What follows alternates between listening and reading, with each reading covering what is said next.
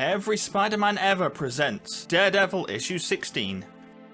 Foggy Nelson and Karen Page are sitting around watching the television. Since he's blind, Matt Murdock is listening to the television. On the news, they see Spider-Man fighting a new foe, the Masked Marauder. Spidey wins and captures henchmen, but the Marauder gets away. As Matt, Foggy and Karen compare Spider-Man to Daredevil, we cross town to see the Masked Marauder has a new plan, and it involves dozens of fake Daredevils. He sends them out into the streets of New York with one goal: attack Spider-Man when they see him, and he blinds a henchman when they question him. So, out in New York, Spider-Man is attacked by a billy club and then grappled with a wire. To Spidey, it's just Daredevil, running away after each attack, but it's actually multiple henchmen dressed up as Daredevil. When the real Daredevil heads out on patrol, Spider-Man confronts him. For a moment, it looks like they're going to do the sensible thing, and he's going to explain the situation. But no, Spider-Man attacks Daredevil. The fight on the rooftops draws the attention of the police, and the Masked Marauder enacts the second part of what he calls Plan W. He uses a hydraulic tube to reach the 10th floor of a building and sends henchmen inside to steal the plans for the XB390 engine. When two police notice this weird truck with a pipe sticking out the top, the Masked Marauder blinds them with his Visi Blast. With the plans in his grasp, they retract the tubing and he races away in a sports car. Meanwhile, Daredevil and Spider-Man are still fighting, but the fight ends when Daredevil manages to rope Spider-Man to some piping and escape, suspecting that something weird must be going on. The next day, the news of the engine robbery makes the front page. Everyone is blaming Daredevil, except for the Daily Bugle, of course. Spider-Man thinks that Daredevil was in league with the Masked Marauder. Why else would he attack him? And so Peter Parker goes in search of the old hornhead. When his spider sense goes off in the same way that it went off while he was fighting Daredevil, Spider-Man is sure that he has his guy. He looks into the room to find both Matt Murdock and Foggy Nelson.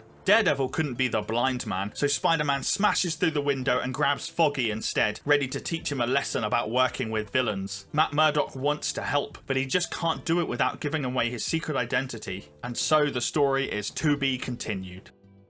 Thanks for watching, and while you decide what to watch next, here's a fun fact about this issue. With Ditko and Stan Lee falling out, Stan was starting to look for other artists who would be able to take over on Spider-Man. This issue was John Romita's unofficial audition that helped him secure the job in the future.